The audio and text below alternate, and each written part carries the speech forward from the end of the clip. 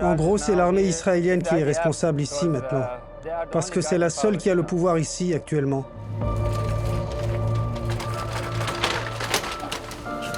Mets sa tête ici. Allez, allez. Vous avez entendu ce son? Tous ces villages là-bas, il n'y a plus personne.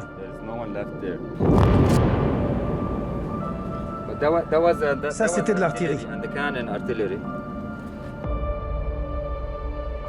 Moi, de toute façon, j'ai pas peur. Tu n'as pas peur? Non. Tu es courageuse.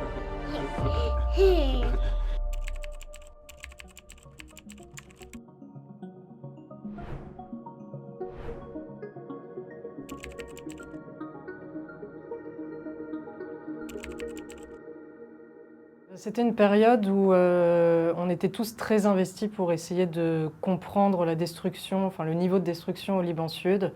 On avait formé une équipe à L'Orient le Jour en étudiant énormément d'images satellites, etc., pour savoir à quel point les villages étaient rasés dans cette région occupée par l'armée israélienne. Ces troupes au sol occupent aujourd'hui 6% du territoire libanais. C'est une région qui est aujourd'hui complètement désertée, mais il reste encore quelques villages. Et parmi ces villages, il y a 3 villages chrétiens qui sont à l'extrême sud du Liban et qui ont cette particularité qu'ils sont complètement encerclés par l'armée israélienne. Et donc on s'est dit que ce serait intéressant de réussir à aller sur place pour rester sur place et documenter le quotidien pour L'Orient le Jour et pour Arte. Alors, pourquoi Ain Ebel? Parce que c'est pas la première fois qu'on est parti à Ain Ebel.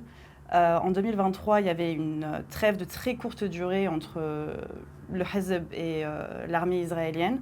Et du coup, on est descendu dans ce village parce qu'on est parti faire le tour des villages de la bande frontalière qui avaient essuyé le plus de tirs. Et on avait rencontré Wadia. Et Wadia, en fait, c'est un habitant qui a payé le prix de la guerre parce qu'en 2023, une roquette du Hezbollah tombe sur sa maison qui va être endommagée. Et c'est la première fois qu'on va rencontrer Wadia Diab. Et à travers lui, on a continué à couvrir la guerre en lui parlant, ce qui fait que dès le départ, on avait déjà quelqu'un de confiance. Sur tous ces terrains de guerre-là, on part toujours à deux. Il faut toujours être en binôme pour des raisons de sécurité. Parce que s'il y a une frappe, s'il y a quelque chose, si on est blessé, il faut que quelqu'un intervienne directement. Donc on travaille toujours en binôme. Avec Liana, on travaillait très régulièrement depuis 2023 ensemble sur les terrains sensibles et de guerre. Ce qui est important parce qu'il y a un niveau de confiance qui est élevé et puis il faut se faire confiance sur ces terrains. Donc on forme la team et puis après, pendant une dizaine de jours, on établit un plan de sécurité pour essayer de prévoir tout ce qui peut se passer en fait sur le terrain et comment on peut réagir face à cette situation-là.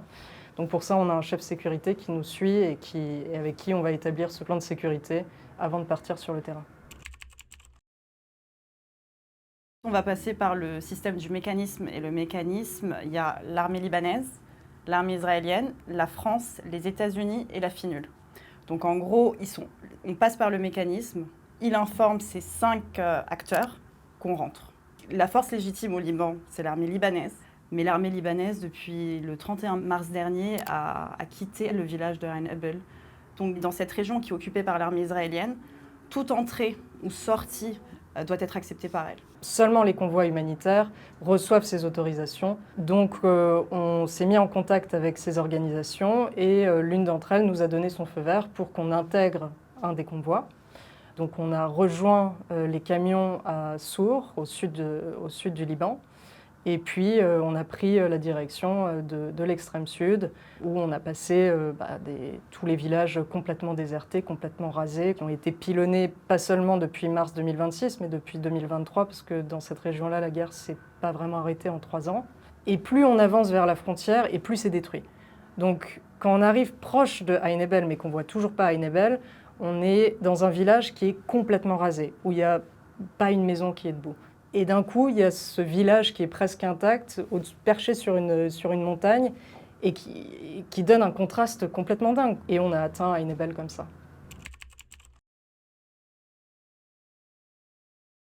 Ils vivent vraiment comme si c'était une prison à ciel ouvert. C'est-à-dire que Déjà, oui, effectivement, on dit souvent que le village en lui-même n'est pas occupé, mais tu peux pas forcément bouger. Il y a un seul village où c'est vrai, où tu peux aller, c'est le village voisin d'Ormèche.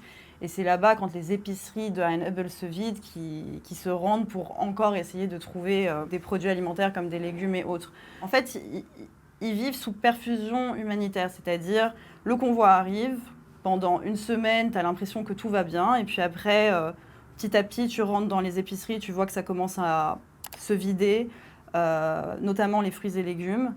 Et puis après, ça se corse et les convois s'annulent. Donc, ils vont vivre au rythme des convois annulés, à se demander la question, est-ce qu'on est complètement coupé du monde là maintenant? Est-ce qu'on est coupé du monde?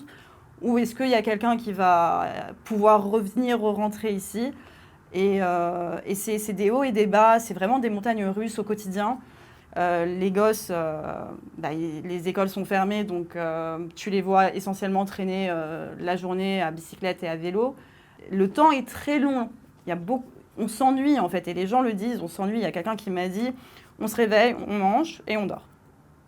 Et le soir, il y a ce bar et ce café qui vivent un peu, et puis après, c'est bis repetita à chaque fois. C'est la même chose, c'est la même routine. Ils n'ont pas reçu d'ordre d'évacuation directe de l'armée israélienne d'évacuer ou de fuir. Et donc, la moitié du village a décidé de rester et de s'organiser pour tenir un maximum à distance le Hezbollah en se disant que de cette façon, ils ne subiraient pas les représailles israéliennes. Mais il y a quand même eu des tirs sur Ain Hebel. L'armée israélienne a occupé une partie du village. Il y a eu des tirs de roquettes du Hezbollah qui sont tombés sur ce village. Donc, ils ont quand même été très affectés par cette guerre-là. En fait, il y a une nouvelle réalité sur le terrain. C'est que, vu que l'armée israélienne a avancé, d'une certaine manière, et on l'entendait souvent, ils disaient c'est comme si on est au nord israélien. Pourquoi ils disent ça? Parce que techniquement, les tirs israéliens proviennent du Liban sud, et eux se retrouvent dans la ligne de mire du Hezb, c'est-à-dire que les tirs du Hezbollah viennent vers eux. Et par exemple, durant le reportage, il y a une roquette du Hezbollah qui est tombée à Armèche, et on entendait souvent cette phrase, ils disaient c'est ce qui nous fait le plus peur maintenant. C'est de se retrouver avec des roquettes du Hezbollah qui tombent sur notre tête. On l'a déjà dit, ça a eu lieu avec Wadia en 2023. Et ça a même eu lieu quand on a quitté les lieux. Environ 6 roquettes sont tombées sur le village. Donc c'est un peu cette nouvelle réalité militaire qui fait le plus peur. Et aussi, je pense, l'avenir. Ils ne savent plus où ils sont. Et ils le disent tous. Est-ce qu'on est toujours au Liban ? Est-ce que maintenant on va être une sorte d'îlot seul et combien de temps ça va durer ? Et c'est un peu cette incertitude qui vraiment les bouffait.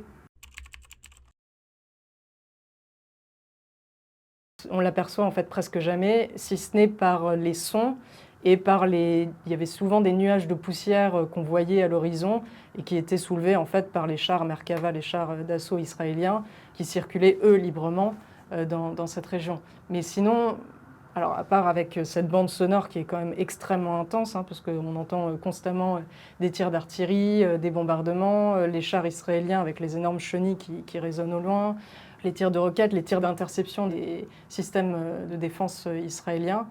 Donc il y a vraiment tout ça qui nous rappelle toujours que c'est une région en guerre et occupée, mais on ne les voit pas directement, non. Ce qui est le plus marquant, en fait, c'est quand il y a des patients, et surtout des cas graves.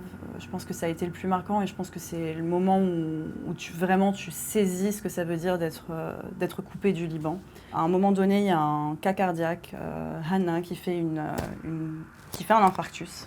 Et il débarque au dispensaire et en fait, le médecin comprend qu'il fait un infarctus. Lui, il était venu juste parce qu'il pensait qu'il avait mal au ventre. Donc il fait les tests, il découvre que c'est bien un infarctus et il veut le faire sortir de là parce que c'est un cas critique. Ce genre de cas, il faut directement les prendre en charge. Et l'autorisation ne vient jamais. Elle ne vient pas. Et ils font leurs appels, la municipalité fait ses appels, ils essayent par tous les moyens de le faire sortir. Et en fait, on débarque la nuit et il y a le docteur Matar, donc c'est une des personnes qu'on va suivre, qui a le visage tiré et qui dit cette journée, en gros, c'était la journée de l'enfer. Il était complètement perdu et tu vois le regard d'un médecin parce que je pense qu'on a tous ce sentiment que les médecins sont incassables. C'est des personnes avec qui tu parles et tu sais qu'ils vont tenir bon. Et là, tu sens toute la pression d'être coupé du monde. Et finalement, la Croix-Rouge va essayer de passer. Et ils vont faire plusieurs tentatives. Et à chaque fois, ils devront rebrousser chemin. À chaque fois, la route est impraticable, trop de destruction, ils ne peuvent pas passer. Et à chaque fois, c'est un moment d'espoir, suivi d'un moment de colère. Mais directement, tu dois ravaler ta colère parce que tu dois continuer malgré tout. Et finalement, ils ont pu passer 5 jours plus tard en utilisant la route de Naoura. Ce qui m'a marqué aussi dans tout ça, dans tout ce contexte-là de blocus, de guerre, c'est encore une fois ce contraste, quoi. C'est vraiment des familles qui, malgré tout, en fait, quand même, veulent continuer à vivre, doivent continuer à vivre, doivent faire perdurer le quotidien. Et il faut se rappeler, encore une fois, que ces familles-là, souvent, vivent ce quotidien-là depuis 2023. Et en fait, nous, en tant que journalistes basés à Beyrouth ou libanais, on a déjà un petit peu cette idée de, en fait, on s'habitue très vite à ce genre de son, à la guerre, et on garde quand même nos petits moments du quotidien comme ça. Mais à Ain El-Bel, je trouvais ça puissant, quoi. Même des petits moments où on célèbre les anniversaires, on célèbre les rencontres. Je ne sais pas, quand on était sur place, il y avait la Ligue des Champions, la finale de la Ligue des Champions. Vous êtes quand même dans un environnement où ça tire de partout, on entend tout ça au loin. Et tout le monde se rassemble dans le café du coin pour soutenir Paris, comme si on était n'importe où, en fait. Et c'est ce contraste-là qui est parfois un peu perturbant quand nous, on vient de l'extérieur, mais qui est aussi qui est beau, en fait, à voir. On est sur place fin mai, début juin. C'est une période où il y a une intensification des affrontements qui est massive au Liban. Les troupes israéliennes envahissent beaucoup plus de territoire. Il y a toute la ville de Sour, qui est la principale ville du Liban Sud, qui est appelée à évacuer. Il y a le château de Beaufort qui est occupé par l'armée israélienne. Il y a tout ça qui se passe 3 jours après qu'on est arrivé sur place. Donc c'est vraiment cette intensification-là aussi qui complique un petit peu le retour. Et finalement, alors que tout est bloqué, que la Croix-Rouge ne peut pas passer, il y a la FINUL qui débarque pour aller désamorcer une bombe alors que ça faisait 2 semaines qu'ils attendaient la FINUL. Il y a une autre autorisation qui est obtenue par la Croix-Rouge pour qu'ils puissent évacuer. Et on nous dit, le convoi a été autorisé, il va pouvoir rentrer, préparez vos bagages, vous allez sortir. Donc on prépare toutes nos valises et tout. On avait fait un dîner d'au revoir, un déjeuner d'au revoir avec Wadir et Dima et Freya. Et nous, on attend, on se dit c'est bon, on va partir. Ce convoi, finalement, après 12 heures, rebrousse chemin, avec plein d'incidents qui se sont passés sur la route, puisque des drones israéliens sont venus au-dessus de leur tête à un moment, que la FINUL, donc la Force intérimaire des Nations Unies, le contingent français, a tiré sur ces drones-là. Donc ça a été vraiment très, très intense. Et cette journée-là, ça a un peu tout basculé, parce qu'effectivement, on s'est dit, mais comment on va sortir de là ? Parce qu'on voit tous les habitants qui commencent à paniquer et qui commencent aussi à nous dire c'est la première fois que ça arrive de cette façon. En fait, c'est là où on arrive à la même incertitude que les habitants. D'abord, on est, nous, dans une réaction où on essaye de comprendre ce qui se passe, parce qu'on ne sait pas pourquoi le convoi n'arrive pas à passer, on ne sait pas pourquoi est-ce que les routes sont endommagées, est-ce que l'armée israélienne ne laisse pas passer, pourquoi il y a un convoi qui a reçu une autorisation, que toutes les forces en présence ont dit « Ok, vous pouvez venir et vous allez prendre cette route-là », et qui n'arrive pas à venir. Le lendemain, on apprend que la Croix-Rouge va passer par la route de Naoura. Et la FINUL nous appelle et ils nous disent « Écoutez, nous aussi, on a un convoi, on va pouvoir vous prendre avec nous. » Et on se dit qu'on a un peu de temps, donc on voulait encore un peu filmer la route et autres. Et d'un coup, on a un appel, vous avez 10 minutes pour partir. Et il y a ce moment-là où après t'être attaché, t'as passé 2 semaines avec ces belles personnes, on a dû leur dire au revoir en 10 minutes. Nous-mêmes, on ne réalisait pas ce qui se passait et t'as un peu la boule au ventre de les laisser parce que tu ne sais pas ce qui les attend.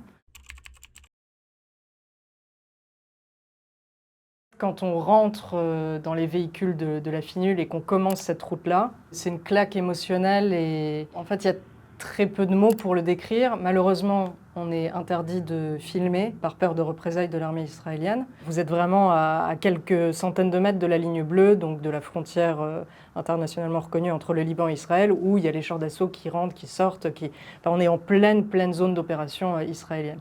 Et surtout, c'est la zone la plus détruite, on le sait depuis 2023. Et donc on traverse en fait village par village par village, 30 minutes, avec un paysage apocalyptique quasi aplati, un peu en 2D, comme ça, une impression de 2D, parce que vous avez ces destructions très représentatives des dynamitages, où vous avez les toits qui sont complètement effondrés, et tout est aplati. Et c'est pas juste le rasage de maisons, c'est limite, t'as l'impression que la Terre a été retournée.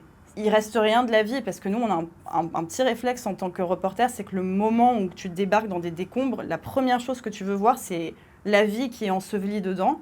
Et là, tu n'arrives même pas à l'apercevoir. C'est même pas une route que l'on traverse, elle est complètement... tu as l'impression que c'est un chemin de terre. Limite, à un moment donné, j'avais même plus l'impression d'assimiler ce que j'étais en train de voir. Et donc, on continue la route, et d'un coup, je vois un drapeau israélien qui me fait hurler. Parce que pour moi, c'était inimaginable de le voir en vrai, en train de flotter dans les airs. Et je me dis, mais en fait, qu'est-ce qui reste de mon pays, en fait? Comment les gens vont revenir? Comment ils vont reconstruire? Parce que tu sais même pas quand finit un village et quand commence un village. Tu ne sais même pas où t'es. C'était beaucoup trop lourd en tant que Libanaise de voir ça et de voir que mon pays 6% de mon pays est détruit. On l'a dit, mais on était quand même souvent descendus sur le terrain ensemble, dans cette région-là, à couvrir ces villages-là. Et c'est vrai que en fait, c'est très difficile de... Enfin, on ne reconnaît plus rien, parce qu'il n'y a plus rien.